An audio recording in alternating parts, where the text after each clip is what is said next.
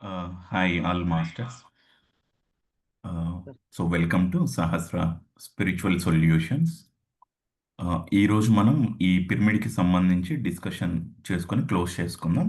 రేపటి నుంచి మర్చిన దివ్యత్వం ఆ బుక్ రీడింగ్ కంటిన్యూ చేసుకుందాం. జ్యోతి మాస్టర్ వచ్చారు. ప్రేయర్తో స్టార్ట్ చేయండి మాస్టర్.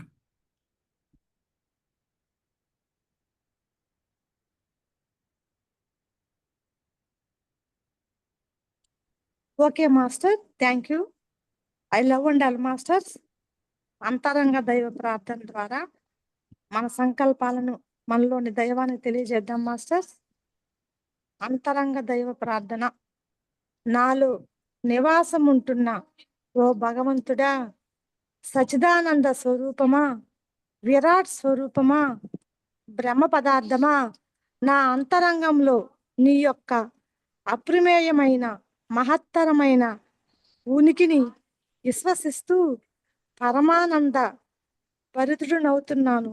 ప్రియమైన ఓ నా దేవా, పరమ పవిత్రమైన మహామూల చైతన్యమా, నా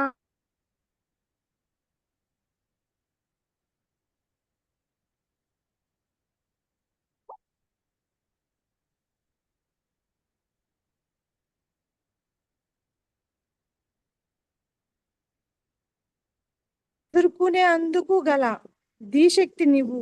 నీ యొక్క అపరిమిత శక్తితో ఈ జీవితాన్ని ఆశీర్వదించు.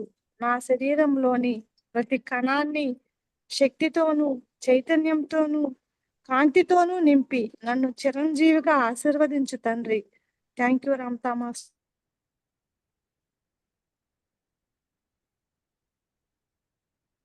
Thank you master.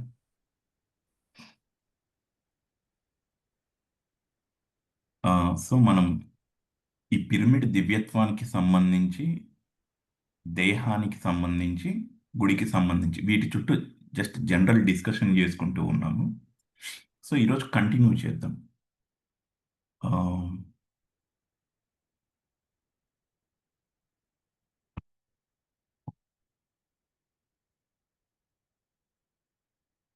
స్లైడ్స్ కనపడుతున్నాయి కదా మాస్టర్, ఒకటి చెప్పండి. కనిపిస్తున్నా సార్. ఓకే అండి. సో ఇది వరకే మనం తెలుసుకున్నాం, ఆధ్యాత్మికత లేని భౌతికవాదం అసంపూర్ణం అండి. వాస్తవంగా ఉన్నదంతా ఆధ్యాత్మికతనే, స్పిరిచువాలిటీ ఉన్నదంతా స్పిరిచువాలిటీ. ఏంటయ్యా ఈ స్పిరిచువాలిటీ అంటే, the study of spirit is spirituality. ఇక రకరకాల కోణాల్లో దీన్ని మనం వివరించుకోవచ్చు, చర్చించుకోవచ్చు. క్లుప్తంగా ప్రతీది ఆధ్యాత్మికత కూడుకున్నది. అయితే కొంతమంది ఏంటంటే దాన్ని శాస్త్ర ప్రమాణం ఏంటి అని అడగవచ్చు. దానికి మనం సైన్స్ అని పేరు పెట్టుకోవచ్చు, భౌతికవాదం అని. ఈ భౌతికవాదులు ఏం చేస్తారు, కంటి ముందు కనపడేదాన్నే నమ్మేవారు అనమాట. సో ఆధ్యాత్మికత లేని భౌతికవాదం, వారు ఇక్కడ ఇదే సృష్టిలో ఉన్నారు, ఈ సృష్టిలో వారు భాగస్వాములు. కానీ వారి వాదన, వారి చర్చ అసంపూర్ణంగా ఉంటుంది. ఎందుకు? వారికి ఆధ్యాత్మిక అవగాహన లేకపోవటం వల్ల. అయితే ఆధ్యాత్మికతో కలిపి ఉన్నటువంటి భౌతికత సశేషం అండి. ఇప్పుడు అదే సాధకుడు ఒకప్పుడు విపరీతమైన భౌతిక తత్వంతో సైన్స్ని నమ్ముతూ వస్తూ ఉన్నటువంటి సాధకుడు ఆధ్యాత్మిక వైపు కొన్ని కారణాల ద్వారా ప్రవేశం జరిగింది అనుకుందాం. అప్పుడు కూడా ఇది నిరంతరంగా ఉంటుందండి జర్నీ. అయితే ఆ సాధకుడికి ప్రమాణం ఏంటి? ఒకప్పుడు ఆధ్యాత్మికత లేదు, ఏం లేదు, నేను కంటితో చూసేదాన్నే నమ్ముతాను. దానికి ఆధారం ఏంటంటే, అది ఆధ్యాత్మికతలో ఉన్న వ్యక్తులకైనా, భౌతికవాదం చేసేటువంటి వారికైనా అందరికీ ఒక నమ్మక వ్యవస్థ ఉంటుందండి. దాన్ని బేస్ చేసుకొని వారు నిర్ణయాలు తీసుకుంటూ ఉంటారు. వారి నమ్మకం దేని మీద ఆధారపడి ఉంటుందంటే చుట్టూ ఉన్నటువంటి సమాజం పైన, చిన్నప్పటి నుంచి పెరిగిన వాతావరణం పైన, ఏ సంస్థతో అతను ప్రయాణం చేస్తూ ఉన్నాడు, ఏ సాధనా పద్ధతులు ఉన్నాయి, ఏ సంఘంతో అతను జర్నీ చేస్తూ ఉన్నాడు, వీటిపైన అతని నమ్మకం ఆధారపడి ఉంటుంది. నమ్మకం బాగా గుర్తుపెట్టుకోండి. సో ఈ నమ్మకం అన్నది చాలా అంశాల మీద ఆధారపడి ఉంటుందనేది ఇందాక తెలుసుకున్నాం. ఒకరు ఈ లైన్ చదవండి మాస్టర్, ఇప్పుడు కనపడుతుంది కదా, ఆ లైన్ ఒకరు చదవండి. మానవుడు దివ్యుడు మానవుడు కాదు అని అన్న మాటను మళ్ళీ మళ్ళీ అంటూ వింటూ ఉంటే అదే నిజమని నమ్ముతాడు. ఆ, సో ఇక్కడ ఉదాహరణకు విపరీతమైన భౌతిక తత్వం లేదా సైన్స్ని నమ్మే అతను, అంటే కంటితో చూస్తేనే అది నిజం అనే అతను ఒక సమాజం తన చుట్టూ నిర్మించుకున్నాడు అనుకుందాం.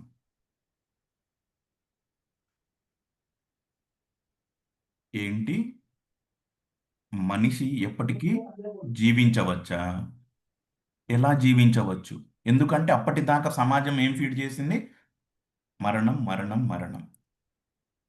కొన్ని సంస్థలు, కొన్ని సంఘాలు సాధకునిలో ఏమి ఇంజెక్ట్ చేశాయి? గత జన్మలో నువ్వు కర్మను చేశావు, అందుకు ఈ జన్మలు అన్ని బాధలు పడుతూ ఉన్నావు. సాధకుడు ఏమనుకున్నాడు ఇప్పుడు? అదే నిజం, అదే నిజం, అదే నిజం అనుకున్నాడు. ఎందుకు? అదే వింటున్నాడు, అదే వింటున్నాడు, అదే వింటున్నాడు. బట్ ఇదంతా ఒకప్పుడు అండి. ఇప్పుడు ఇంకొకరు ఈ లైన్ని చదవండి. ఇంకొకరు ఇందాక చదివారు వెంకీ మాస్టర్ కాకుండా ఇంకొకరు చదవండి. మానవుడు దివ్యుడు అన్న మాటను మళ్ళీ మళ్ళీ అంటూ వింటూ ఉంటే అది నిజమని నమ్ముతాడు. సింపుల్. ఉం. సో దీన్ని, థ్యాంక్ యూ మాస్టర్, దీన్ని బట్టి మనం అర్థం చేసుకోవాల్సినటువంటి అంశం ఏంటి? మన నమ్మక వ్యవస్థ అండి. సో మళ్ళీ అది దేని మీద ఆధారపడి ఉంటుంది అనుకుంటున్నాం? మనం చుట్టూ ఉన్నటువంటి సమాజం పైన, మన సంస్థలు లేదా ఆధ్యాత్మిక ప్రవచనాలు లేదా సాధనా పద్ధతులు, వీటిపైన ఇదంతా ఆధారపడి ఉంటుంది. ఈ దివ్యుడు అన్న చుట్టూ మనం స్టోరీస్ అల్లుకుంటున్నాం. నేను దివ్యత్వంతో ఉన్నాను, మనం డిస్కస్ చేసుకుంటున్నటువంటి చాప్టరే దివ్యత్వానికి సంబంధించి మరిచిన దివ్యత్వం అని దాని టైటిల్. సో ఈ క్రమంలో ఈ డిస్కషన్స్ చేసుకుంటూ వెళ్తున్నప్పుడు నీ చుట్టూ ఏదైతే నువ్వు వింటూ ఉంటావో, చూస్తూ ఉంటావో, దాన్ని మాత్రమే నువ్వు నమ్ముతావు. వెరీ సింపుల్ అండి ఇది. దీని చుట్టూ మొత్తం గేమ్ ఉంటుంది. ఇప్పుడు దీని నుంచి మనం పిరమిడ్ డిస్కషన్కి వెళ్దాం. ఇదేంటో చెప్పగలుగుతారా? పిరమిడ్. పిరమిడ్ సార్, గీజా పిరమిడా? Yes, um. పిరమిడ్ అండి. పిరమిడ్. స్పెసిఫిక్గా గీజా పిరమిడ్ అందరికీ అవగాహన ఉంటుంది. నెక్స్ట్ ఇది చూడండి, ఇది ఏమర్థం అవుతుంది ఇది చూస్తే?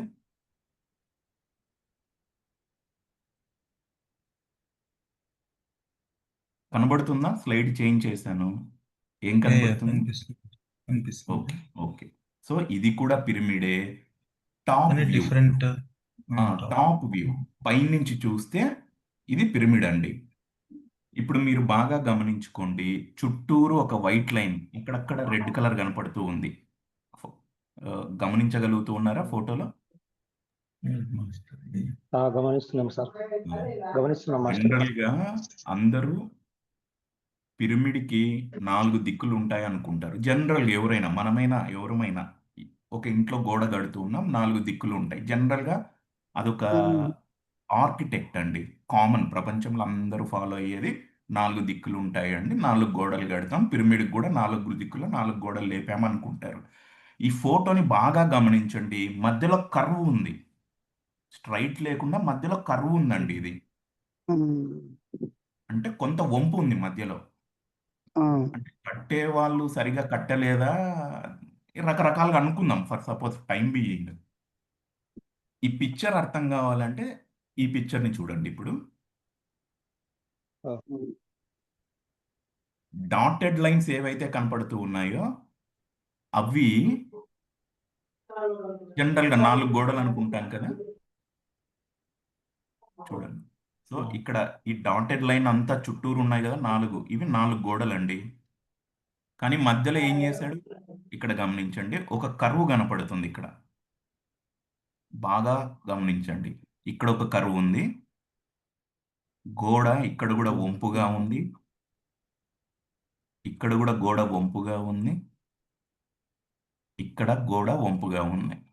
అక్కడ కూడా వాస్తవంగా చూడటానికి 4 దిక్కులుగా కనపడుతూ ఉన్న 8 దిక్కులుగా ఈ పిరమిడ్ గోడలు నిర్మించటం జరిగిందండి.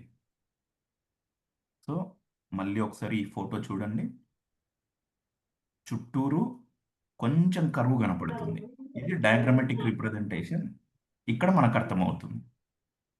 సో ఈ పిరమిడ్ గురించి తెలుసుకుంటున్నా ముందు దాని జామెట్రీ మనం తెలుసుకోవాలి, దాని ఆర్కిటెక్ట్ మనం తెలుసుకోవాలి. ఊరికే ఓ పునాది వేసాం, భూమి పూజ చేసాం, గోడ కట్టాం, గ్రెనేడ్ తెప్పించామంటే కాదు. ఎంతో శాస్త్రీయత ఉంది, ఎన్నో జాగ్రత్తలు తీసుకున్నారు, చాలా ప్రెసిషన్, ఇంచు బై ఇంచు చాలా జాగ్రత్తలు తీసుకున్నారు ఆ నిర్మాణంలో. ఇప్పుడు చూడండి, ఉదాహరణకు ఇక్కడ మిడ్ పాయింట్ అండి, పిరమిడ్లో ఇది మధ్య ప్లేస్, ఇది కూడా టాప్ వ్యూ. పిరమిడ్లో ఇక్కడ మిడ్ పాయింట్. ఉదాహరణకు రకరకాల తరంగాలు అనుకున్నాం కదా, శక్తి తరంగాలు, విద్యుత్ అయస్కాంత తరంగాలు, ధ్వని తరంగాలు, ఏవైనా సరే విద్యుత్ అయస్కాంత శక్తికి సంబంధించినటువంటి తరంగాలు, ధ్వని సౌండ్ ఏంటంటే, ఉదాహరణకు అక్కడ ఒక సాధకుడు కూర్చొని ఏదో మాట్లాడుతున్నాడు అనుకుందాం, లేదా ఒక శ్లోకం పఠిస్తున్నాడు అనుకుందాం, లేదా ఓంకార ఉచ్చారణ చేస్తున్నాడు అనుకుందాం. ఏమవుతుందంటే, నార్మల్ గోడ ఉన్నప్పుడు ఈ గోడ పిరమిడ్, ఈజిప్ట్ గీజా పిరమిడ్కి వంపుగా ఉన్నటువంటి గోడ ఉన్నప్పుడు ఏమవుతుందంటే, ఇక్కడ నుంచి సాధకుడు ఏదన్నా ఉచ్చారణ చేస్తే నార్మల్ గోడ ఉన్నప్పుడు రిఫ్లెక్ట్ అయి వచ్చే తరంగాల కన్నా ఇక్కడ నుంచి రిఫ్లెక్ట్ అయి వచ్చే ఆ తరంగాల తీవ్రత ఎక్కువ ఉంటుందండి. ఉచ్చరించాడు, ఈ గోడలకి వెళ్తూ ఉంది, వంపు ఉండటం వల్ల ఆ తీవ్రత ఎక్కువ ఉంటుంది.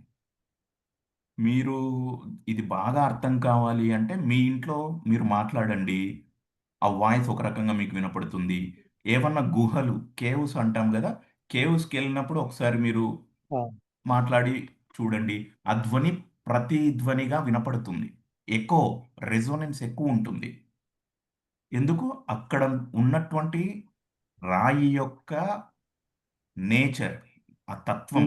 ఇంట్లో ఏముంటుంది, మనకు చాలా ఓపెన్ స్పేస్ ఉంటుంది, చాలా వస్తువులు ఉంటాయి, సిమెంట్ కట్టడం, ఇనుప కట్టడం, చెక్కలు ఉంటాయి, టేబుల్స్ ఉంటాయి, వస్తువులు ఉంటాయి, ఇనుప వస్తువులు, ఫ్యాన్స్ లాంటివి ఉంటాయి. మీరు మాట్లాడిన దాన్ని ఇవన్నీ అబ్జర్వ్ చేసుకుంటాయి, ఆ తీవ్రత తగ్గుతుంది.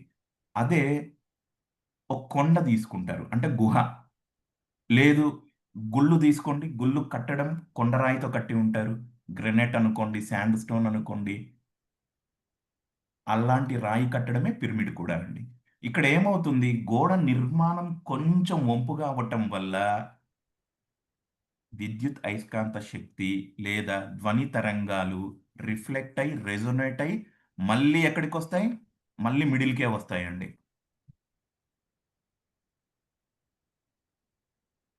ఈ ఫినామినన్ ఇంట్లో ఉన్నా జరుగుతుంది, కానీ తిరిగి వెనక్కి రావటం అన్న తీవ్రత తక్కువ ఉంటుంది. ఎందుకు, ఇంట్లో ఉన్నటువంటి గోడ తత్వం వేరు, సిమెంట్ కట్టడం, ఇనుప వస్తువు ఉంటుంది, ఇంట్లో రకరకాల వస్తువులు ఉంటాయి.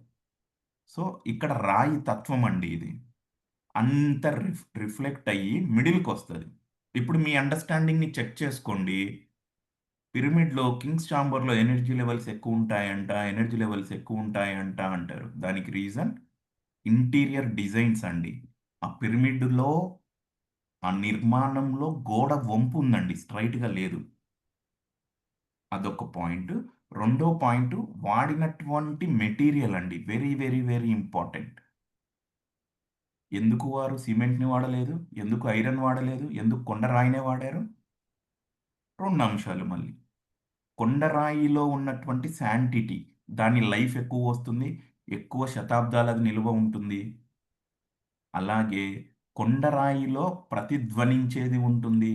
ఇప్పుడు మన మొబైల్ ఫోన్స్లో చిప్స్ అని వాడతాం, మదర్ బోర్డు చిప్స్ ఉంటాయి, మైక్రో చిప్స్. ల్యాప్టాప్లో, టీవీస్లో ఇవన్నీ కమ్యూనికేషన్ పర్పస్కి ఉపయోగపడతాయి.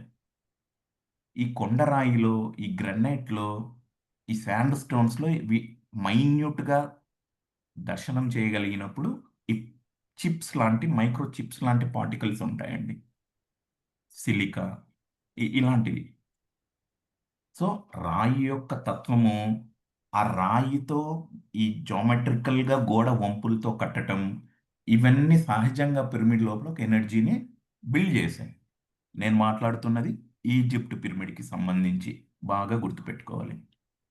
సో నెక్స్ట్కి వెళ్దాం. ఈ ఫోటో చూడండి. వాస్తవంగా పిరమిడ్ అంటే ఏందో లోపల కింగ్స్ ఛాంబరు లేదా లైట్లు, ఫ్యాన్లు జనరల్గా మీకు అవైలబుల్ సోర్సెస్లో చూస్తే కనపడతాయి. ఇక్కడ పిరమిడ్ లోపల ఏంటి అనేది ఒక ఫిగర్ అండి, ఏమేమి ఉంటాయి అని. కొన్ని సంఖ్యలు వేశారు, 1 2 3 4 5 6 7 8 9 10, మొత్తానికి ఏవో వేశారు. పిరమిడ్లు అసలు ఏమేమి ఉంటాయో ఒకసారి చూద్దాం. గుర్తుపెట్టుకోండి, కింగ్స్ ఛాంబర్ అన్నది అందరికీ తెలుసండి. Okay, okay. ఈ పిక్ కనపడుతుంది కదా, కింగ్స్ ఛాంబర్ అన్నది ఒకటి. ఇక్కడ ఎయిర్ షాఫ్ట్స్ అని ఉంటాయి. ఇది నార్త్ సైడ్ అండి, ఉత్తరం. ఇక్కడ దక్షిణ భాగంలో ఇంకో ఎయిర్ షాఫ్ట్ ఉంటుంది. షాఫ్ట్ అంటే ఏం లేదు, ఊరికొక వెంటిలేషన్ టైప్, అతి సూక్ష్మమైనటువంటి ప్యాసేజ్, గాలి కోసము, వెలుతురు కోసం అది ఉంది అనుకుందాం ప్రస్తుతానికి. ఉత్తర భాగాన ఒక గాలి సొరంగం లాంటిది చాలా సూక్ష్మంగా నిర్మించటం జరిగింది. ఇక్కడ దక్షిణ భాగాన కూడా ఒకటి నిర్మించడం జరిగింది. సో మధ్యలో కింగ్స్ ఛాంబర్ అన్నది ఒకటి ఉంటుందండి, ఇది ఒకటి గుర్తుపెట్టుకోండి. కింద ఇంకో ఫ్లోర్లో క్వీన్స్ ఛాంబర్ అన్నది ఇంకొకటి ఉంటుంది. సో ఇవన్నీ పేర్లు అందరూ వినే ఉంటారు. ఓకే, వాస్తవంగా ఈ కింద గీత గీస్తున్నాను కదా, ఇది మన ఫ్లోరింగ్ అనుకుందాం.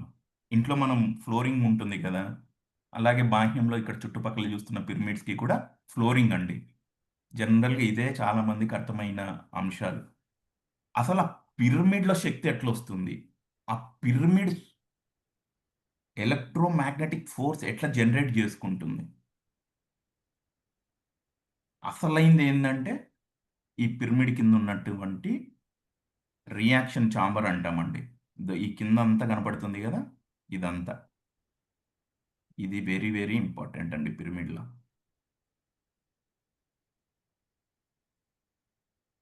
ఈ కింద బాక్స్ అంతా రియాక్షన్ ఛాంబర్ అని దాన్ని పిలుస్తాం. సో మళ్ళీ గుర్తుపెట్టుకోండి, పిరమిడ్లో కొన్ని భాగాలు ఉంటాయి, ఛాంబర్స్. అందులో ఒకటి కింగ్స్ ఛాంబర్, 2 క్వీన్స్ ఛాంబర్. ఈ బాక్స్ ఏదైతే చూస్తూ ఉన్నామో ఇది రియాక్షన్ ఛాంబర్ అండి. ఓకే, సో ఒక వైపు దక్షిణ భాగాన చిన్న ఎయిర్ ప్యాసేజ్ లాంటిది ఒకటి ఉంది, ఉత్తర భాగాన కూడా ఒకటి ఉంది.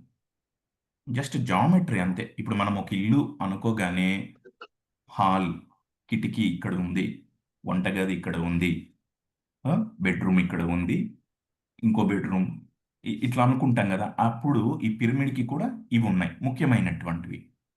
ఇప్పుడు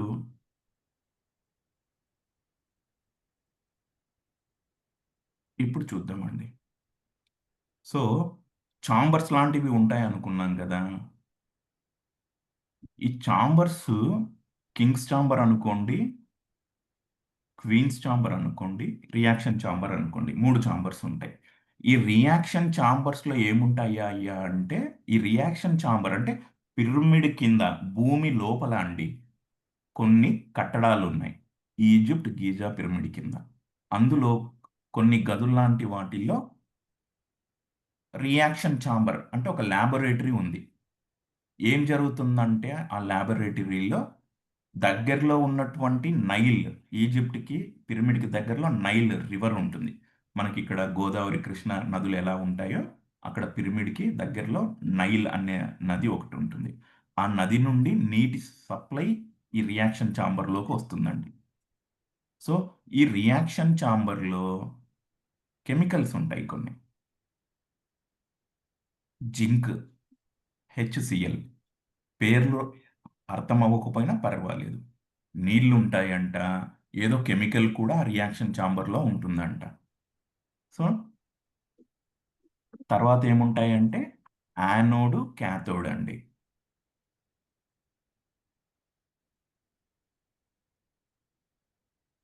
సో ఇది చూడండి, ఈ పిరమిడ్ గ్రానైట్ రాయితో కట్టడం జరిగింది.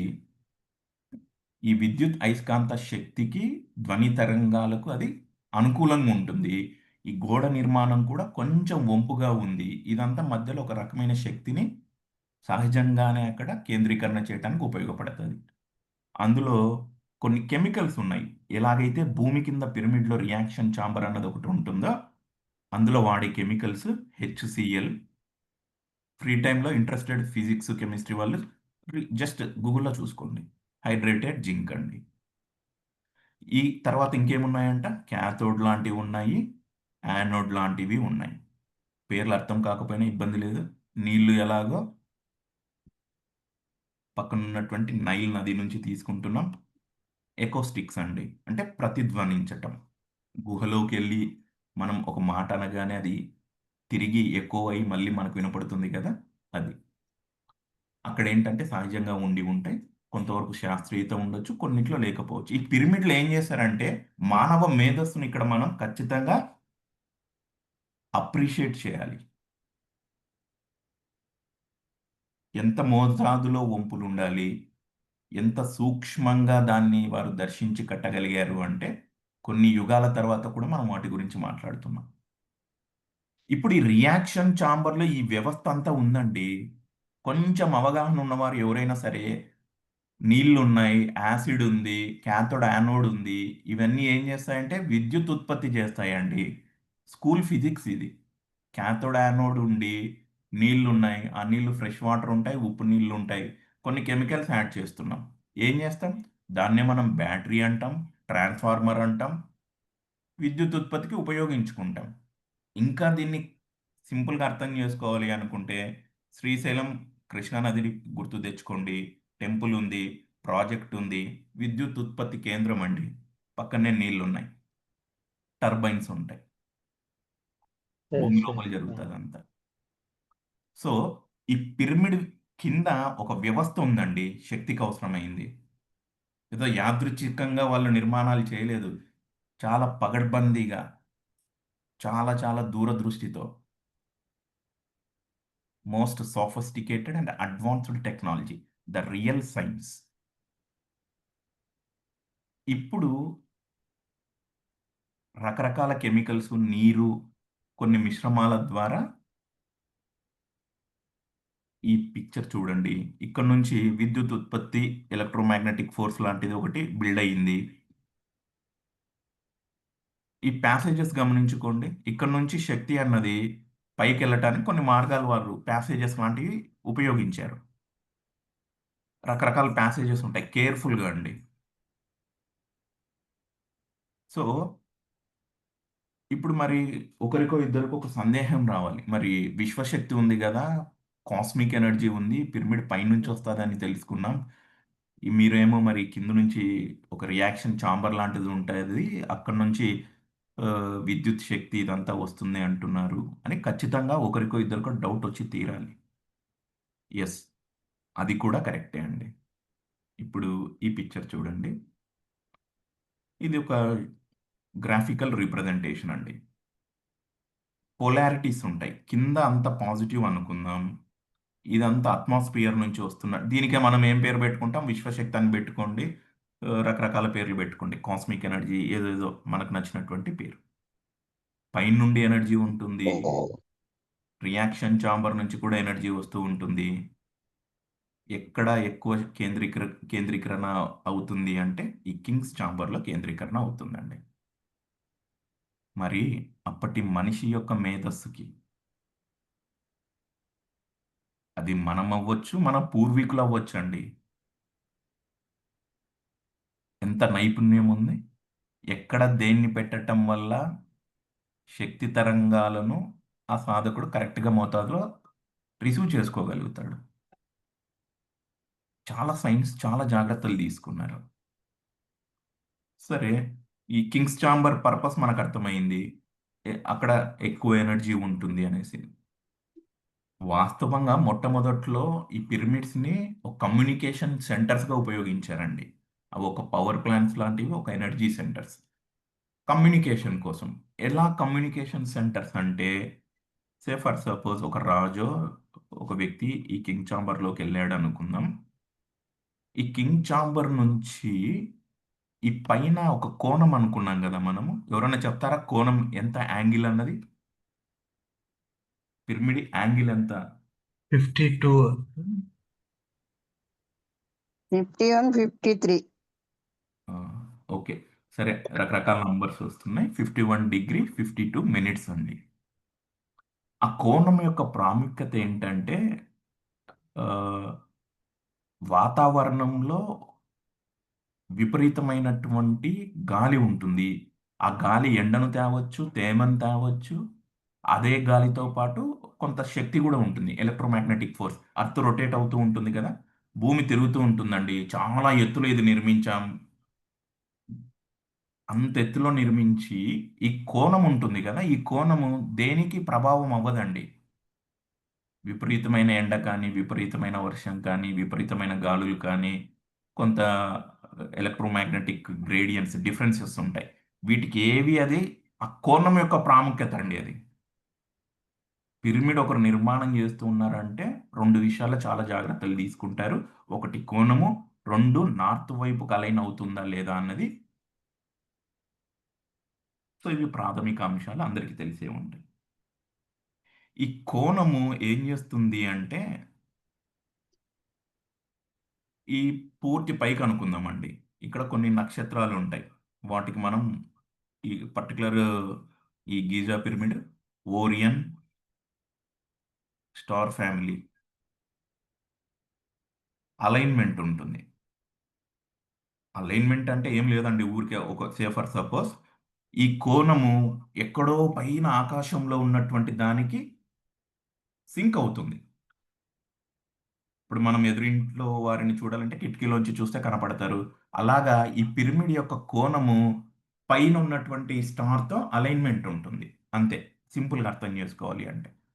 ఇదొకటి గుర్తుపెట్టుకోండి. రెండు, మనం ఏమనుకున్నాం ఇక్కడ, ఈ ఫోటోలో చూడండి. ఇక్కడ దక్షిణం వైపు, ఉత్తరం వైపు కొంత ఎయిర్ ప్యాసేజెస్ లాంటివి ఉంటాయి అనుకున్నాం కదా.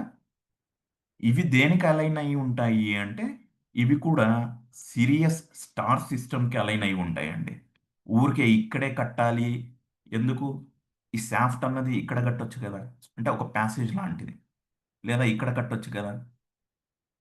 పిరమిడ్లో జామెట్రికల్గా ఇదే లొకేషన్లో ఎందుకు కట్టారు అంటే, ఈ పిరమిడ్ పైన ఒరియన్కి ఎలా అయితే సింక్రోనిసిటీ ఉంటుందో, ఈ నార్త్ సౌత్ షాఫ్ట్లు కూడా కొన్ని స్టార్ సిస్టమ్స్కి అలైన్మెంట్ ఉంటుందండి. చాలా సూక్ష్మంగా ఉంటున్నది. ఇప్పుడు ఈ కింగ్స్ ఛాంబర్లో కూర్చున్నాడు అనుకుందాం సాధకుడు. ఈ కింగ్స్ ఛాంబర్లో కూర్చున్నాడు. అలైన్మెంట్ అంతా పర్ఫెక్ట్గా అయిపోయింది. నార్త్ సౌత్ ఇదంతా ఎక్స్టర్నల్ అండి. ఎక్స్టర్నల్గా సాధకుడికి అనుకూలమైన వాతావరణం ఉంది. సో పైన ఆ కోణం నుండి ఇక్కడ కూర్చున్న సాధకుడు అలైన్ అయ్యాడు. నార్త్ వైపు అలైన్ అయ్యాడు, సౌత్ వైపు అలైన్ అయ్యాడు, ఇక్కడున్న ఎనర్జీ సిస్టమ్కి అలైన్ అయ్యాడు. ఇప్పుడు అతను చేయవలసింది సిగ్నల్ పంపించటమే. ఎవరికి పంపిస్తారు? People beyond sun, people beyond north star or Orion ఫ్యామిలీతో కమ్యూనికేషన్ జరుపుతాడు. దేనికి సంబంధించి జరుపుతాడు? ఏముంది? మానవాళి గురించి, భూమికి సంబంధించి, ప్రకృతికి సంబంధించి, దీనికి సంబంధించి. ఇది ఇది అండి. పైనుంచి ఎనర్జీ ఉంటుంది, కింద రియాక్షన్ ఛాంబర్ అనేది ఒకటి ఉంటుంది, అక్కడ నుంచి ఎనర్జీ వస్తూ ఉంటుంది. నార్త్ సౌత్ అండ్ పైన ఆ కోణము, లోపల జామెట్రికల్గా నిర్మించినటువంటి అక్కడ వాడినటువంటి కన్స్ట్రక్షన్ మెటీరియల్ ఇంత తతంగం ఉంటుందండి. ఆషామాషిగా అయితే దాని నిర్మాణం జరగలేదు. సో ఇందులో చాలా టెక్నాలజీ ఉందండి.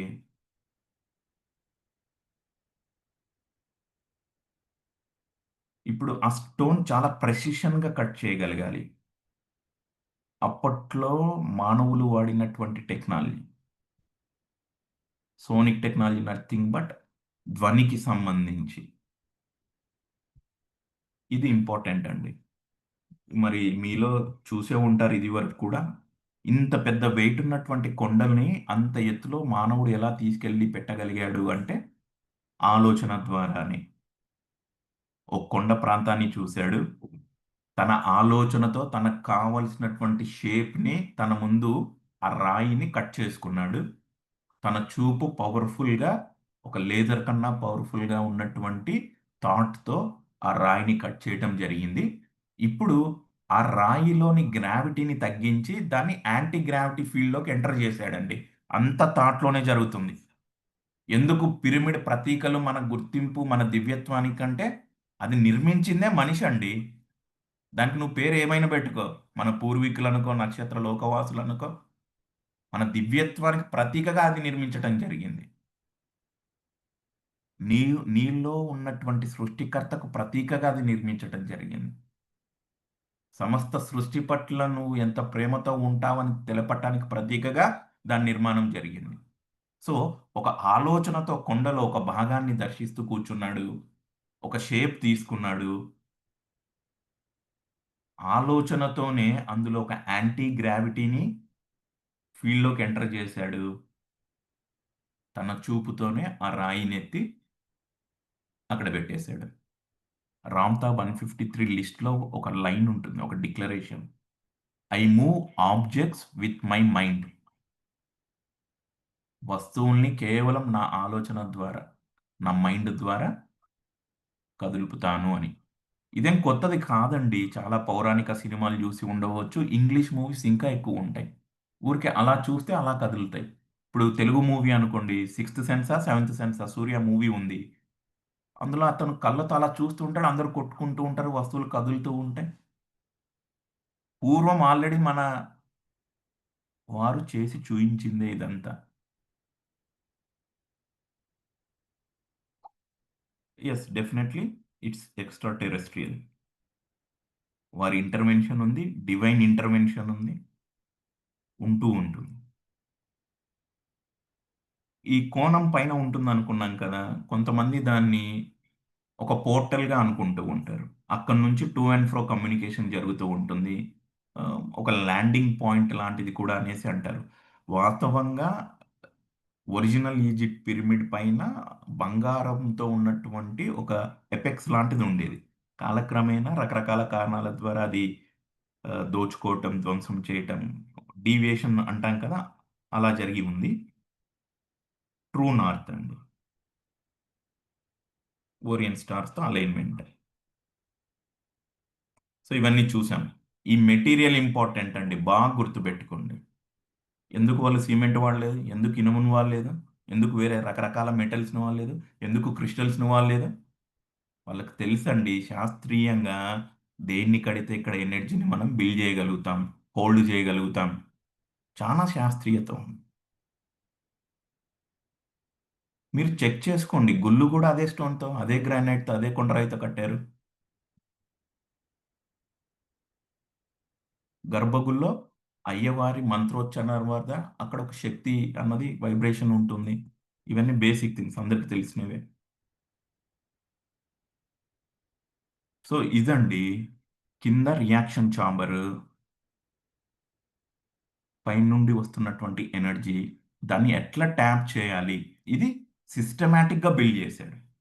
ఇప్పుడు సాధకుడి యొక్క పనితనం అండి, ఆ ఎనర్జీని ఎట్లా ట్యాప్ చేయాలి, ఏ విధంగా దాన్ని మనం యూటిలైజ్ చేయాలి, ఇదంతా. సి ఇక్కడ పిరమిడ్ కాన్సెప్ట్ వేరు, మెడిటేషన్ కాన్సెప్ట్ వేరండి. మెడిటేషన్ కాన్సెప్ట్ని నేను టచ్ చేయట్లేదు. పిరమిడ్ జామెట్రీ ఏంటి, అందులో ఎనర్జీ సిస్టమ్స్ ఏంటి, దాన్ని మాత్రమే టచ్ చేస్తున్నాను. బాగా గుర్తుపెట్టుకోవాలి. ఇప్పుడు నిన్న తెలుసుకున్నటువంటి క్వశ్చన్స్ ఒకసారి చెక్ చేసుకుందాం. అసలు పిరమిడ్ శక్తి క్షేత్రం ఎలా అవుతుంది అనేది ఒక ఫండమెంటల్ క్వశ్చన్ అండి. వాస్తవానికి ప్రతి చోట శక్తి ఉంటుంది. నో డౌట్ అది శక్తి క్షేత్రం. ఎప్పుడు given certain conditions, rules apply, conditions apply అంటాం కదా. ఎప్పుడవుతుంది అంటే ఎటువంటి మెటీరియల్ దానికి వాడుతూ ఉన్నారు, కన్స్ట్రక్షన్ మెటీరియల్, దాని కింద రియాక్షన్ ఛాంబర్ ఉందా లేదా, నార్త్ సౌత్ షాఫ్ట్స్ ఉంటున్నాయా లేదా, కింగ్స్ ఛాంబర్ ఉందా లేదా, గోడ నిర్మాణంలో జాగ్రత్తలు తీసుకున్నారా లేదా, ఇవన్నీ ఉన్నప్పుడు అది ఖచ్చితంగా శక్తి క్షేత్రం. అదే శక్తి క్షేత్రం అంటే మళ్ళీ కాదు. నీ ప్రతీక, నీ ప్రతీక, నీ ప్రతీక ఎన్ని సందర్భాల్లో వింటున్నాం. నువ్వే దాన్ని నిర్మించావు. నీ ఆలోచనే ఆ పిరమిడ్గా రూపాంతరం చెందింది. నువ్వే దానికి శక్తినిస్తూ ఉన్నావు. బాహ్యంలో ఒక ట్రాన్స్ఫార్మర్ని నువ్వు ఎలా కనుక్కున్నావో, బ్యాటరీని ఎలా కనుక్కున్నావో, పిరమిడ్ అంతే. నీ ఇన్వెన్షన్, నీ దివ్యత్వానికి ప్రతీక.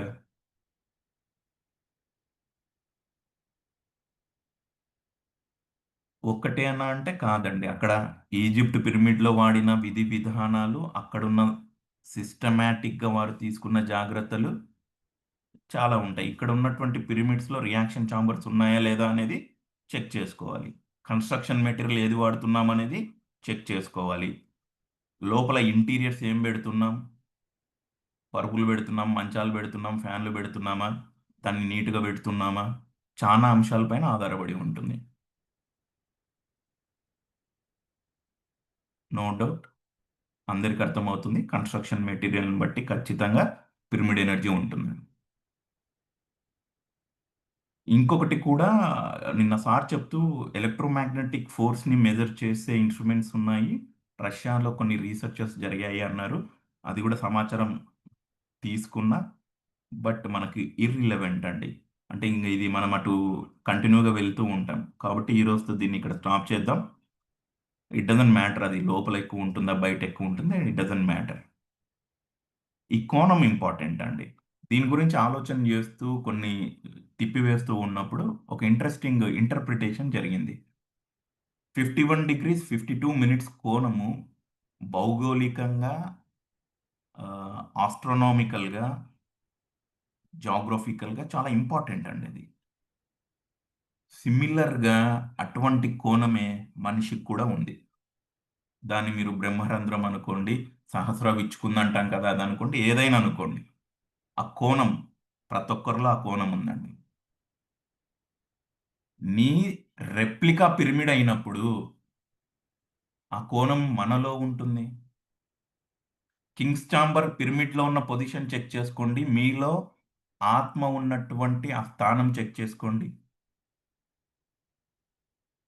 సేమ్. నార్త్ సౌత్ అలైన్మెంట్ అండి. ఇది మనం నెక్స్ట్ వేరే సందర్భంలో తెలుసుకుందాం. ఇది కూడా ఇంట్రెస్టింగ్ పాయింట్. ఇంకొక interesting interpretation, 7 levels of consciousness ఉంటుంది అనుకున్నాము. 7 చైతన్య స్థితులు అండి. రామ్తా బుక్లో కూడా ఒక చోట వస్తుంది, మళ్ళీ డిస్కస్ చేద్దాం. ఇంకో రకంగా దీన్ని అర్థం చేసుకుందామంటే షట్ చక్రాల, ఈ చక్రాలు ఉంటాయి కదా మొత్తం, ఆ విధంగా అనుకోండి. ఇదొక చక్రం అనుకోండి, ఇదొక చక్రం అనుకోండి, ఇదొక చక్రం అనుకోండి, ఇదొక చక్రం అనుకోండి. ఊరికే రా అండర్స్టాండింగ్, రఫ్ అండర్స్టాండింగ్. పిరమిడ్లో ఉన్న 7 లెవెల్స్, హ్యూమన్ బాడీలో ఉన్న 7 లెవెల్స్ ఒకటే. అక్కడ రియాక్షన్ ఛాంబర్ ఎనర్జీని ఇస్తుంది, ఇక్కడ మీ మూలాధారంలో కుండలిని శక్తి ఉంది. మిగిలింది చెక్ చేసుకోండి. ఒక రఫ్ అండర్స్టాండింగ్.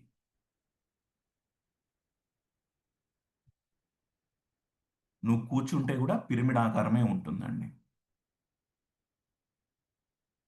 వాస్తవంగా లైట్గా మన ప్రయాణం మొదలైంది కదా, లైట్ బీయింగ్స్గా ఉన్నప్పుడు. ఈ మనిషి ప్లేస్లో సమస్త సృష్టిని ఒకసారి మీరు అనుకోండి. ఇది లైట్ అండి. ఉద్భవన, అందరి ఉద్భవన ఒకేసారి జరిగింది. ఈ లైట్ రాను రాను రాను రాను ఏమవుతుంది? తన ఫ్రీక్వెన్సీని తగ్గించుకుంది. లైట్ ఇన్ సెన్స్ సమస్త సృష్టి గురించి మాట్లాడుతున్నాను. రాను రాను తన ఫ్రీక్వెన్సీని తగ్గించుకుంది, డెన్సిటీ పెంచుకుంది, జీవ వైవిధ్యం పెరిగింది, అనేక తలాలు వచ్చాయి, అనేక జన్మలు వచ్చాయి. మీరు ఇంట్లో టార్చ్ లైట్ వేయండి, ఇదే యాంగిల్లో ఇదే డైరెక్షన్లో ఉంటుంది. పాయింట్ ఆఫ్ ఆరిజిన్ అందరికీ ఒకటే. ఇక్కడికి వచ్చిన తర్వాత మానవుడు తన దివ్యత్వాన్ని మళ్ళీ గుర్తు తెచ్చుకొని మళ్ళీ అసెండ్ అవుతాడు. రెప్లికా ఆఫ్ పిరమిడ్ అండి. యాజ్ లైట్ బీయింగ్స్ మన రెప్లికా ఇలా ఉంటుంది. కిందికి వచ్చే కొద్దీ జీవ వైవిధ్యం పెరుగుతూ ఉంది. అనేక తలాలు ఉంటాయి, అనేక జీవం ఉంటుంది, సృష్టి ఎక్స్పాండ్ ఉంటుంది, ఫ్రీక్వెన్సీ తగ్గుతుంది. మళ్ళీ పైకి వెళ్ళే కొద్దీ ఫ్రీక్వెన్సీని పెంచుకుంటాడు. ఏదన్నా ప్రవచనాలు ఒక సెషన్ అటెండ్ అయినప్పుడు వింటూ ఉంటాం, మీ ఫ్రీక్వెన్సీని మీరు పెంచుకోండి పెంచుకోండి, కణస్థాయిని స్పీడ్గా వైబ్రేట్ చేసుకోండి, డెన్సిటీ తగ్గుతుంది, లైట్ బీయింగ్స్గా మళ్ళీ ఈ స్థితికి వెళ్ళి చేరుకుంటామండి. ఇది క్లుప్తంగా ఐ కెన్ అండర్స్టాండ్. దీని చుట్టూ మనం డిస్కస్ చేసుకుంటే చాలా కాన్సెప్ట్స్ వస్తూ ఉంటాయి. ఒక పరిధిలో, ఒక కోణంలో దివ్యత్వానికి లింక్ చేసుకుంటూ మనం ఎక్స్ప్లెయిన్ చేసుకుంటూ ఉన్నాం. చాలా భిన్న అభిప్రాయాలు ఉండి ఉండవచ్చు, గతంలో ఒక అండర్స్టాండింగ్ ఉండి ఉండవచ్చు, చాలా క్వశ్చన్స్ కూడా మళ్ళీ రిఫ్లెక్ట్ అవుతూ ఉండవచ్చు. ఎక్కువ వేటిని నేను టచ్ చేయట్లేదు, కేవలం దివ్యత్వానికి ప్రతీకగా. నువ్వు ఎంత తెలివైన వాడివి, ఎంత దూరదృష్టి నీకుంది, ఎంత టెక్నాలజికల్ బ్రెయిన్ నీది, ఎంత ప్రేమతో ముందు చూపుతో నువ్వు వీటిని నిర్మించావు. నిర్మించింది మన పూర్వీకులు, మన ప్రతీకగా, మన దివ్యత్వానికి ప్రతీకగా గుళ్ళలాగే వాటిని నిర్మాణం చేశారు. చాలా శాస్త్రీయత ఉంది వాటి కింద. సో ఈ డిస్కషన్ అంతా ఈజిప్ట్లో కన్స్ట్రక్షన్ చేసినటువంటి పిరమిడ్ బేస్ చేసుకొని మనం చేసుకోవడం జరిగింది. ఓకే, ఇదంతా బాగానే ఉంది.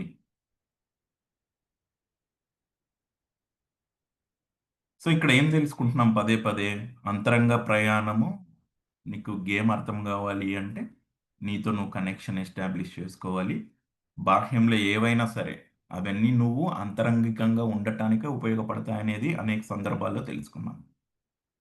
ఇప్పుడు మీరు చెప్పండి మాస్టర్స్, అది గుడి అనుకోండి, ఏదైనా ఆధ్యాత్మిక సంస్థ అనుకోండి, వాటి లక్ష్యం ఏమై ఉంటుంది జనరల్గా?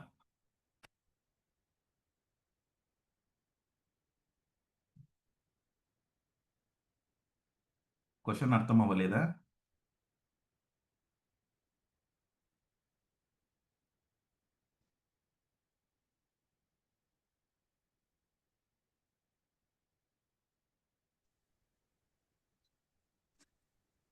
నమస్తే మాస్టర్.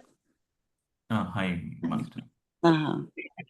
అంటే మన మానవులు అందరం ఒక చోటకి చేరి ఒక ఆధ్యాత్మిక దృక్పథంతో నడుస్తామని, లేకుంటే అంటే ఒక హయ్యర్ కాన్షియస్ లో ఉన్న ఆలోచనని అక్కడ ఉద్భవింపజేసుకొని పవిత్ర భావం అని ఏదైనా కానీ ఆ విధంగా ఉండగలుగుతాము. అందులో వెళ్ళి కూర్చుంటే అందరూ చోట చేస్తే అందరిది కలిసి దాని యొక్క ప్రాబల్యం ఉన్నతంగా ఉధృతంగా ఉత్పన్నం అవుతుందన్న ఉద్దేశం ఏమో అనుకుంటున్నాను నేనైతే, నాకు తెలిసినంత వరకు. ఓకే ఓకే అండి. ఇంకెవరన్నా చెప్తారా మాస్టర్? సత్సంగాల కోసము. ఓకే, ఇంకెవరన్నా చెప్తారా? విష్ణుకాంతం మనల్ని గారు. మనం మర్చిపోతున్నాము కనిపెట్టారేమో అనుకుంటున్నాను. మనల్ని మనం పూర్తిగా మర్చిపోతున్నాం కదా, వాటి వల్ల మళ్ళీ మనం గుర్తు చేసుకునే అవకాశం ఉంటుందేమో అని చెప్పి. ఓకే ఓకే అండి. విష్ణుకాంతం గారు. సార్, మీరు ఇప్పుడు పిరమిడ్ చూపించారు కదా, పైనుంచి కిందకి వచ్చిన తర్వాత మధ్య ఫ్రీక్వెన్సీ తగ్గుకుంటూ వచ్చిన తర్వాత మళ్ళీ హై ఫ్రీక్వెన్సీ మనం పెంచుకుంటూ పైకి వెళ్ళి అన్నారు కదా సార్ మీరు. ఆ, ఆ, చూపించారు కదా! ఉమ్, నాకు అది చాలా బాగా హత్తుకుంది సార్. ఉమ్, ఏమో ఇప్పుడు మనం తెలియనంత సేపు ఒక మ్యూజిక్ పెట్టుకునండి మనకి జ్ఞానం చేశాను సార్ ఇదివరకు. ఇప్పుడు మనకు మ్యూజిక్ కూడా అవసరం లేదు. అలాగే ఒక పిరమిడ్‌లో కూర్చుంటే ఒక శక్తి వత్తదని ఒక నమ్మకం అండి. ఆ తర్వాత అసలు మరి పిరమిడ్‌లో కూడా కూర్చోవాల్సిన అవసరం లేదు. ఎక్కడికి పెడితే అక్కడే మనం కళ్ళు మూసుకుంటే చాలండి మన ఎనర్జీ మనం తీసుకుంటాం అన్నది మన ద్వారాగానే కదండీ ఉంది. మనం ఇవ్వటం అన్నది మనదే. మనం ఉంటేనే కదండీ అసలు ఏదైనా జరిగేది అసలు. ఉమ్, ఉమ్. నాకైతే మాత్రం అండి నిజంగా మన వల్లే సృష్టించేది కూడా మనమే కాబట్టి, మనం ఉంటేనే అసల ఈ పిరమిడ్ అన్నది ఉన్నది, ఎనర్జీ అనేది ఉన్నది. మన వల్లే ఏదైనా సాధ్యం అవుతది అని అనుకుంటున్నాను సార్ నేను. Okay, okay. అల్టిమేట్గా చివరిగా మన వల్లే అనేది ఇంపార్టెంట్ అండి. అంతేనండి. Thank you. ఈ తనను తాను తెలుసుకోవడానికి కూడా ఎక్కువ ఇంపార్టెంట్ ఏమో. Yes, yes, yes, important. ఆధ్యాత్మిక ఇప్పుడు ఆధ్యాత్మిక సమస్య కానీ తనను తాను తెలుసుకొని ఇందులోనేమో అంతర్ముఖమై తెలుసుకోవడము. ఇప్పుడు వేరే ఉమ్, ఆధ్యాత్మికం అయితే తనను తాను తెలుసుకోమని చెప్తారు కదా సార్. ఉమ్, ఇప్పుడు ఉమ్, గురువు ఎంతవరకు అవసరం అని అంటే సత్యాన్వేషణ కొరకు అవసరం అన్నారు. సత్యాన్వేషణ తర్వాత గురువు అవసరం లేడని చెప్తారు కొన్నిట్లా. ఉమ్, ఉమ్. Yes. అంతే అండి. అది గుడి తత్వాలలో అట్లా చెప్పారు సార్. ఇది ఆధ్యాత్మికం. ఇది మన దగ్గరికి వచ్చేసరికి తనను తానే దైవము, తానే దివ్యుడు. దాన్ని తెలుసుకోవడానికి ఇవన్నీ పెట్టి తన అంతర్ముఖ ప్రయాణంతోటి ఇవన్నీ తెలుస్తదని ఇవి ఏర్పాటు చేస్తారు. ఎస్. ఇప్పుడు మన శరీరంలో కూడా మాస్టర్ అదేంటి పద్మాసనం వేస్తే మూలాధారం నుంచి లెఫ్ట్ మోకాలకి ఇటు రైట్ మోకాలకి వేసినా కూడా అది ఒక పిరమిడ్ అవుతుంది కదండి. ఎస్. ప్లస్ మళ్ళీ ఇంకోటి ఏంటంటే కింద ఈ మూలాధారము ఈ రెండు మోకాల నుంచి పైన ఆజ్ఞా చక్రానికి వేస్తే అదొక పిరమిడ్ అవుతుంది. Yes, yes. కాకపోతే ఆ డిగ్రీస్ అయ్యి మరి ఎంత ఉంటాయో నాకు తెలియదు కానీ ఈ రెండు ఇట్లా అంటే ఇంకో పిరమిడ్ కూడా ఉంటుంది అంటారు. 3 పిరమిడ్లు బాడీలో ఉన్నాయి అంటారు కానీ మరి ఆ మూడోది నాకు తెలియదు. ఈ రెండు అయితే అంటే నేను మీరు కూడా చెప్పారు, సరోజా మాస్టర్ కూడా చెప్పారు, ఈ శ్రీ యంత్రం లాంటిది ఇదంతా అది కూడా రెప్లికా ఆఫ్ హ్యూమన్ బాడీయే అండి. అవును. దాన్ని మనం సవివరంగా ఇంటర్ప్రిట్ చేసుకోగలిగినప్పుడు మనకు అర్థమైపోతుంది. అవును. Thank you master. సో ఒకటి గుర్తుపెట్టుకోండి, గుడి లేదా ఆధ్యాత్మిక సంస్థల లక్ష్యం అండి భక్తులను సాధకులను అంతర్ముఖం అవ్వటానికి అవి ఉపయోగపడుతున్నాయా లేదా అనేది చెక్ చేసుకోవాలి. అలాగే భక్తులను సాధకులను భయానికి బందీలుగా బానిసలుగా మారుస్తున్నాయా అది ఆధ్యాత్మిక సంస్థలు చెక్ చేసుకోవాలి. భక్తులను సాధకులను కేవలం ఆదాయ వనరులుగా వ్యాపారం కొరకు ఉపయోగిస్తున్నాయా అది చెక్ చేసుకోవాలి. సో ఇవన్నీ కాన్సెప్ట్స్ అన్నీ ఆధ్యాత్మిక సంస్థలు చెక్ చేసుకోవాలి. మరి సాధకులు వేటిని చెక్ చేసుకోవాలి చెప్తారా ఎవరన్నా? ఆధ్యాత్మిక సంస్థలు ఉన్నాయండి, నో డౌట్. కొన్నేమో వాస్తవంగా సాధకులు అంతర్ముఖం అవ్వటానికి ఉపయోగపడుతూ ఉండవచ్చు. ఇంకొన్ని ఏం చేస్తూ ఉండవచ్చు, ఒక ఒక భయం, బానిసతత్వం వారిలో పెట్టి కొన్ని సంస్థలు రన్ అవుతూ ఉండవచ్చు. ఇంకొన్ని ఎలా ఉండవచ్చు, నాకు గుంపు ఉండాలి, ఎందుకు నా సంస్థ నడవాలి, నాకు పేరు ప్రఖ్యాతులు కావాలి, ఆ గుంపు నుంచి నాకు డబ్బు రావాలి, దాని తర్వాత నేను రియల్ ఎస్టేట్ చేయాలి, దాని చుట్టూ వ్యాపారం చేసుకోవాలి. ఇటువంటివి కూడా మనం చూస్తూ ఉంటాం. ఇవన్నీ ఆధ్యాత్మిక సంస్థలు రకరకాలుగా ఉంటాయండి. మార్కెట్ అదొక స్పిరిచువల్ మార్కెట్. ఇప్పుడు సాధకులు ఏ విధంగా ఉండాలి అంటారు? ఏం ఎక్స్పెక్ట్ అంతర్ముఖంగా చేయాలి ఆధ్యాత్మిక సంస్థల నుండి సాధకులు ఏం ఎక్స్పెక్ట్ చేసుకోవచ్చు? అంతర్ముఖంగా ఉండాలి. సూపర్ అండి. నన్ను నేను ఉద్ధరించుకుంటున్నానా, ఉన్నత స్థాయికి చేరుతున్నానా లేదా అని చెక్ చేసుకుని చూసుకోవాలండి. బ్యూటిఫుల్. ప్రోగ్రెస్ చెక్ చేసుకోవాలి. బ్యూటిఫుల్. ఇంకా మాస్టర్స్?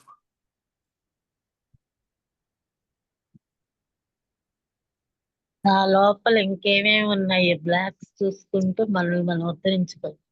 Nice nice. ఎస్, మనల్ని మనం ఉద్ధరించుకోవాలి. ఎస్. ఓకే, గురువు ఒకసారి అనే ఆ గురువు అనే స్థానం ఎవరికి ఇవ్వకుండా ఓన్లీ మన తండ్రికే ఇవ్వాలి. ఎస్, ఒక స్థితి తర్వాత మనకు మనం ఉమ్, గురువు ఇవ్వండి. నైస్. గురువు గురువు గారు. సో ఇప్పుడు సాధకులు కూడా ఆ ఆధ్యాత్మిక సంస్థతో ప్రయాణం తన ఉన్నత స్థితికి దారి తీస్తుందా లేదా అనేది సాధకుడు చెక్ చేసుకోవాలి. అర్థమైపోతుందండి. ఎక్కువ రోజులు ఎవరు బయట ఫ్రీక్వెన్సీ చాలా ఫేవరబుల్గా ఉంది. సౌల్స్ కూడా మెచ్యూర్డ్ అవుతూ ఉన్నాయి. ఫిజికల్ బాడీకి అన్నీ తెలుస్తూ ఉన్నాయి.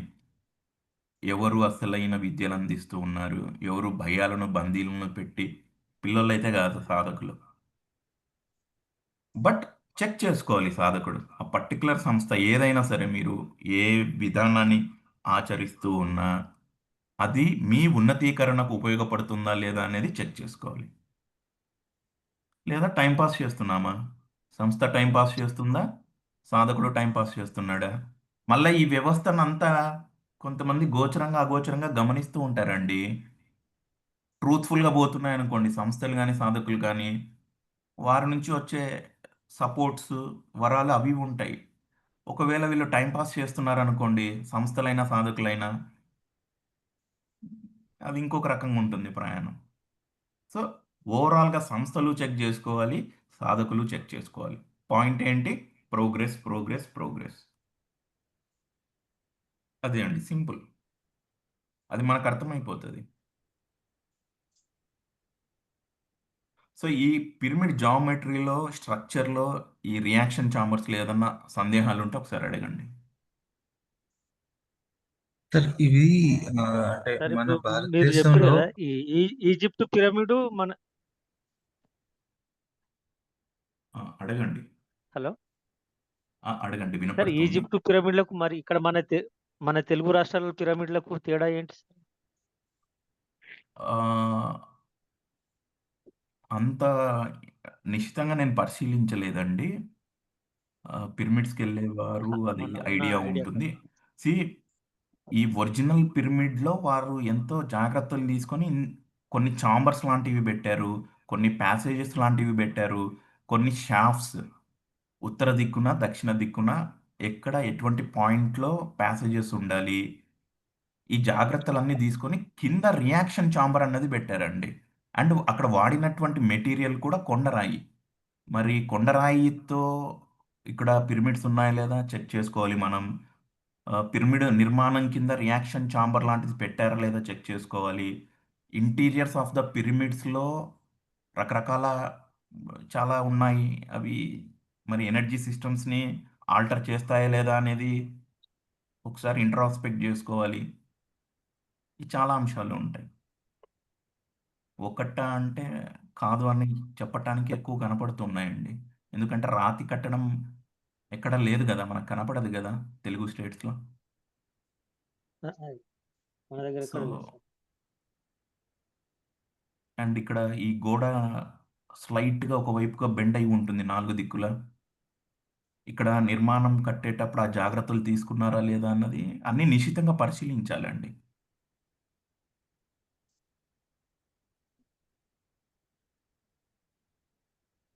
సార్ ఇందాక నేను మీరు బెంగళూరు పిరమిడ్ కట్టినప్పుడు నేను బెంగళూరులోనే ఉన్నాను సార్. అప్పుడు మేము ఎవ్రీ వీకెండ్ వెళ్ళేవాళ్ళం. మీరు చెప్పిన ఈ ఈ- ఈ వీటిలో అయితే అక్కడ ఏమీ లేదు. కింద రియాక్షన్ కానీ ఓన్లీ కింగ్స్ ఛాంబర్ ఒకటి కట్టారు.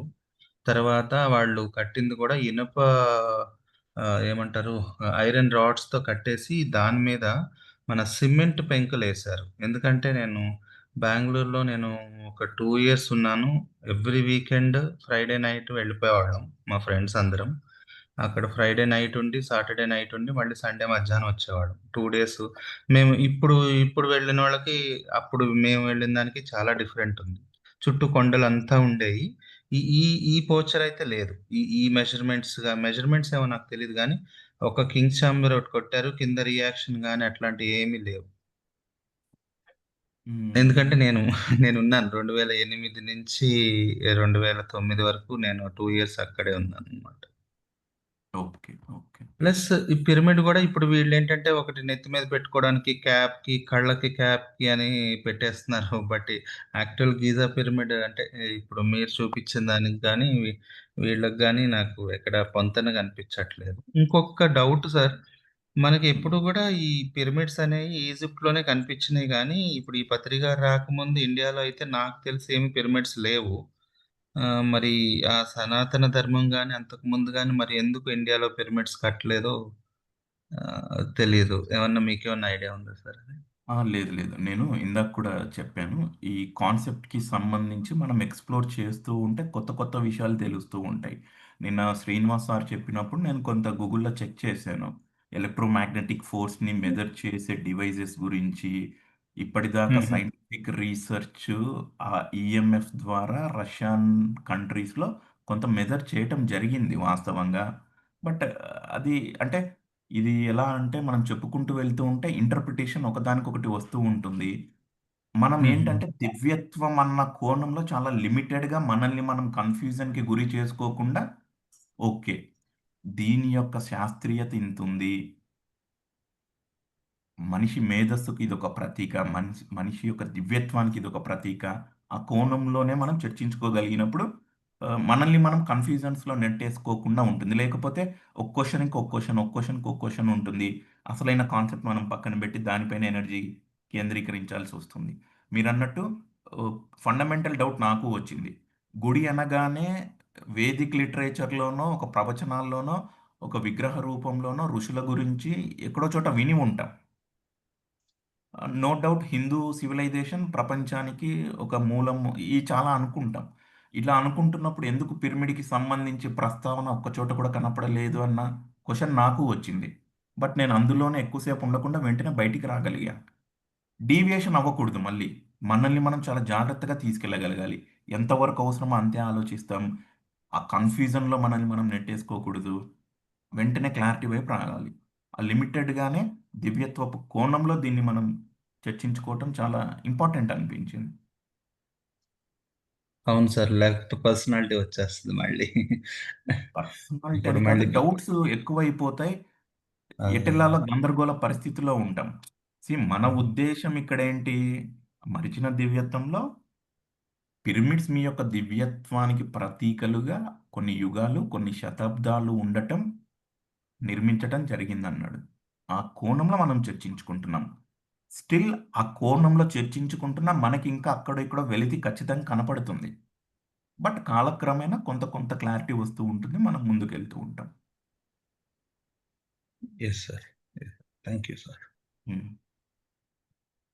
కింగ్ కాకపోతే వీళ్ళు చాంబర్ లో బాగా కట్టారు. ఎక్కువగా వస్తుంది. ఏమంటారు మేడం? కింగ్ చాంబర్ లో ఎనర్జీ బాగా ఉంటుంది sir. Yes madam. Yes madam. Um. Pyramid నేను కన్‌స్ట్రక్షన్‌లో ఇక్కడ హ్మ్. రాజమండ్రి దగ్గర ఇది ఒక పిరమిడ్ పెద్దది కట్టారు. 120, 120. అది దాంట్లో మంచి గోదావరి ఎనర్జీ. గోదావరి నది గోదావరి. దగ్గర. గోదావరి దగ్గర అండి. పేరవరం పిరమిడ్ అంటారు కదా! అది పేరవరమేనండి. పేరవరం. యెస్. మేము అప్పుడప్పుడు వెళ్తానే ఉంటాం. Okay. Okay. Thank you so, sir. అక్కడ మీరు కింగ్ ఎనర్జీ చాంబర్‌లో విపరీతంగా మన లోపలికి వెళ్ళామంటే ఇంకేమీ తెలియదు. మనం అది. ఎక్కడికో వెళ్ళిపోతాం. అంత ఎనర్జీ ఉంటుంది. ఓకే. ఓకే. ఓకే. ఉంటుందండి. Thank you madam. Great. Sir రావటం వల్ల మాకు చాలా అంశాలు తెలిసాయండి. నేను అంటే చాలా తెలుసుకున్నా. అంటే పర్సనల్‌గా కొన్ని ఆహ్, దీని వెనక శాస్త్రీయత ఏముంది? అంటే ప్రతి ఒక్కరిలో ఒక అన్వేషకుడు ఉంటాడు కదా! అలా నేను చూసుకుంటూ వెళ్తున్నప్పుడు ఈ కాన్సెప్ట్స్ అన్నీ అర్థమైనాయండి. Thank you Nirmala master. Thank you sir. Hmm. హ్మ్.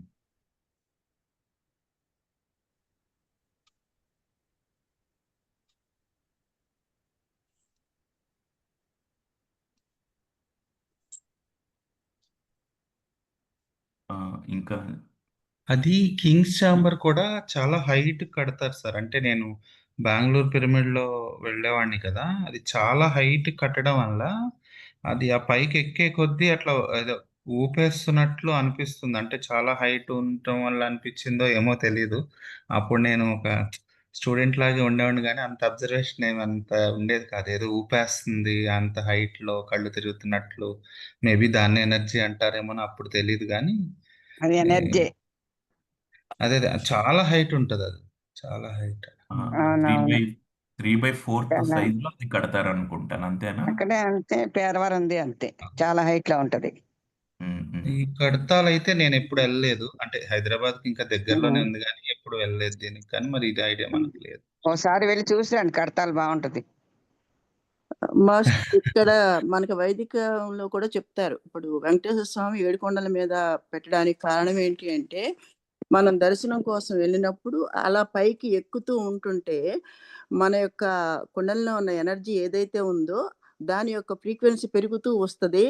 అందుకోసమనే కొండల మీద దైవాలను పెట్టడం అనేది జరిగింది. అంటే మళ్ళీ తిరిగి మన మేధస్సుతోనే, మన ఉన్నతి కోసమే ఆ విధంగా కూడా పెట్టడం జరిగిందని చెప్తారు. కొండ కూడా పిరమిడే. యెస్. యెస్. ప్రతీదీ ఒక రిఫ్లెక్షన్‌గా పెట్టడం జరిగిందండి. దాన్ని మనం డీకోడ్ చేసుకుంటే అందులో శాస్త్రీయత ఎంతుంది? దాని ద్వారా సాధకుడి యొక్క నమ్మక వ్యవస్థ మరింత బలపరిచేలాగా ఉపయోగపడతాయి.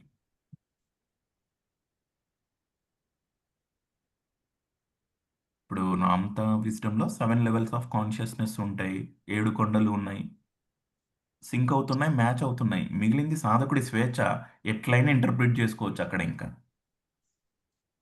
బేసిక్ అండర్‌స్టాండింగ్ పడుతుంది. దాని నుంచి బిల్డ్ అవుతూ వెళ్తాడు.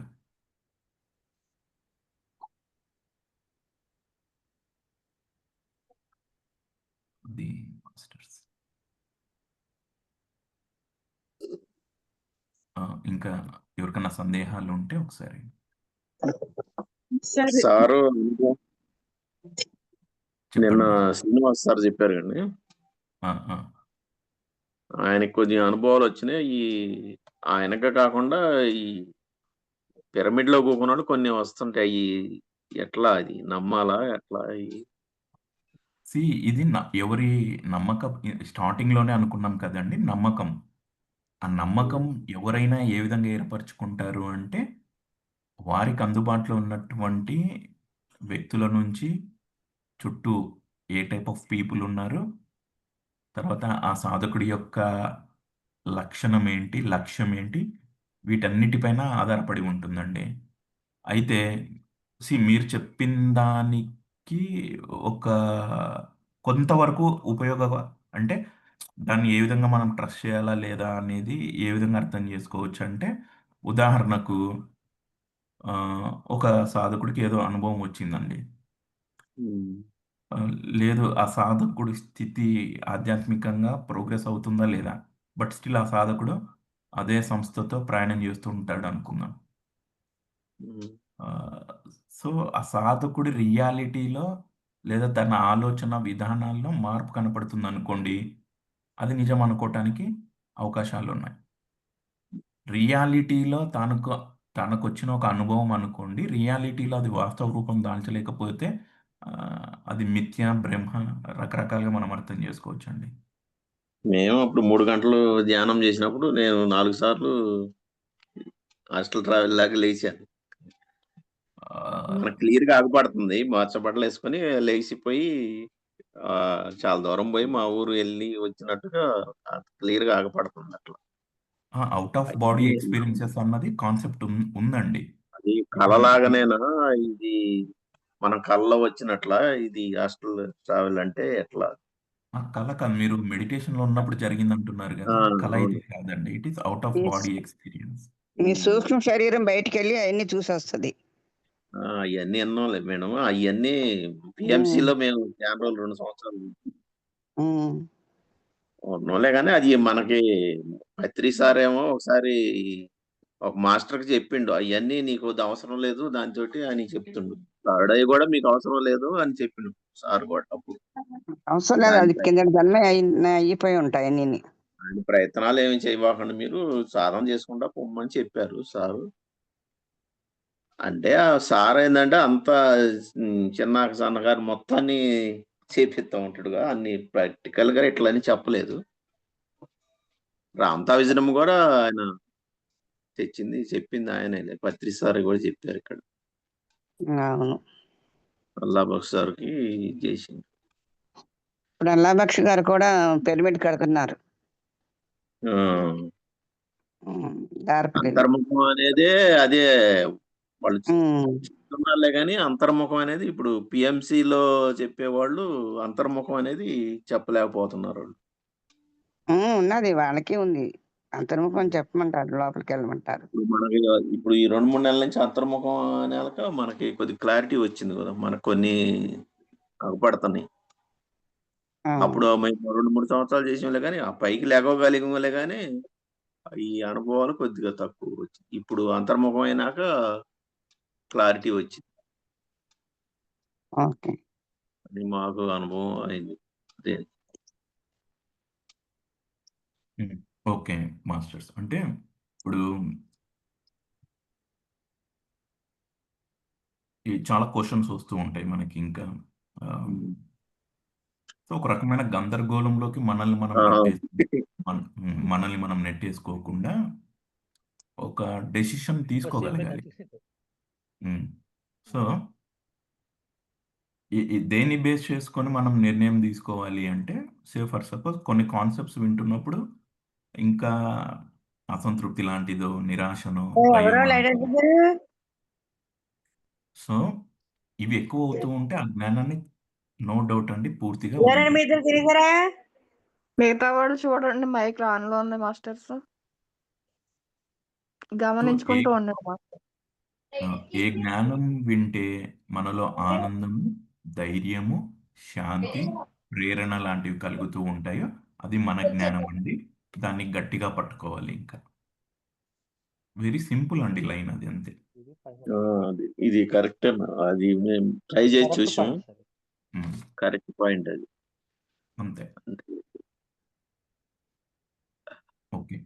సో మాస్టర్స్, ఈ కాన్సెప్ట్ అనే కాదు, ఏ కాన్సెప్ట్ విన్నా ఒకవేళ గందరగోళం అనిపిస్తుంటే దాన్ని ఆలోచన చేయడం స్టాప్ చేయండి.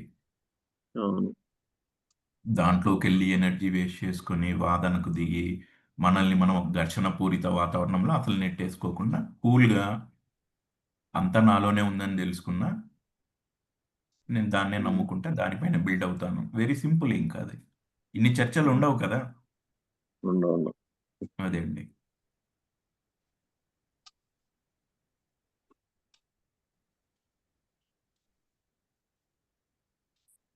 ఓకే.